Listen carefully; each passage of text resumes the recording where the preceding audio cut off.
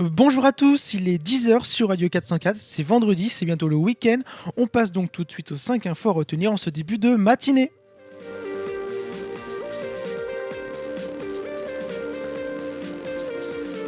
Et on commence ce matin avec l'actualité des réseaux sociaux. Facebook, Twitter et Google, trois géants en la matière, vont s'unir pour faire face aux hoax et aux fausses informations diffusées sur leur plateforme. Aujourd'hui, on ne s'informe plus seulement via les médias classiques, télévision, presse écrite, mais davantage via Internet et donc les réseaux sociaux. Une information fausse peut très vite faire le tour du web et engendrer des conséquences dramatiques. First Draft, c'est son nom. Cette alliance réunit plusieurs médias et géants du web afin d'améliorer la qualité des informations et éliminer ainsi les canulars et donc les fausses informations. On rejoint ce groupe, on retrouve donc Google, qui est l'initiateur, le New York Times, BuzzFeed, France Info ou dernièrement Facebook. Tous ensemble, ils vont donc mettre en place des solutions afin de faire face à ces déboires et notamment en mettant en place une plateforme permettant la vérification de ces informations. On continue, on va parler sécurité. C'est une annonce, c'est un conseil du patron du FBI, James Comey. Il est extrêmement important, selon lui, de recouvrir l'objectif de sa webcam et de son micro. Un PC ou même un Mac peut très facilement être piraté à l'insu de son utilisateur. Les menaces sont sérieuses. Il est alors très simple de filmer à travers cette webcam pour récupérer des informations, enregistrement intime, rédaction, société multinationale par exemple. Ces faits peuvent avoir des conséquences dramatiques. Un maître chanteur pourrait en échange de clichés ou de vidéos obtenus de cette manière vous demander de l'argent pour les conserver et pour ne pas les diffuser sur Internet. Dernièrement, le patron de Facebook, Mark Zuckerberg, n'a pas attendu l'annonce du patron du FBI, webcam et micro recouverts de scotch, c'est ce qu'on a pu voir sur une photo, afin sans doute de protéger les secrets industriels de la marque à la pomme. Aujourd'hui, rares sont les personnes qui ne sont pas tentées de changer de smartphone très souvent.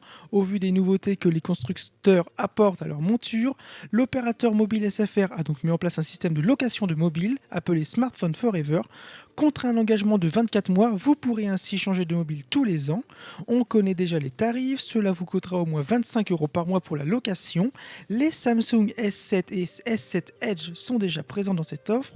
L'iPhone 7 devrait bientôt rejoindre les téléphones du constructeur coréen. À la fin de l'engagement, le mobile devra impérativement être rendu en bon état, sinon vous passerez à la caisse. Une assurance a été mise en place afin de faire face aux chutes ou encore au vol de votre appareil. Le stream reading, vous ne connaissez sans doute pas ce terme, mais vous avez peut-être déjà utilisé cette méthode sur le web. Alors qu'est-ce que le stream reaping?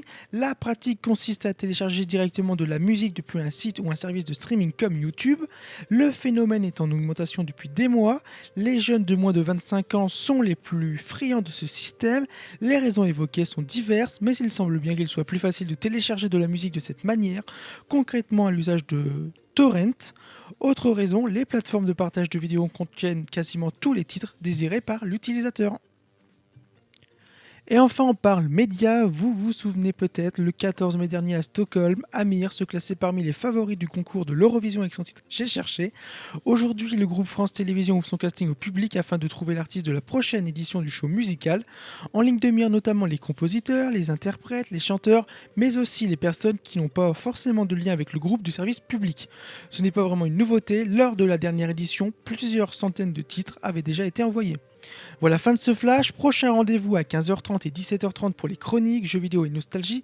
Et n'oubliez pas, vous pouvez retrouver toute l'actu geek et nouvelles technologies sur nos réseaux sociaux, Facebook et Twitter, ainsi que sur notre site internet radio404.fr. Très bon week-end à tous et à lundi, 10h sur Radio 404.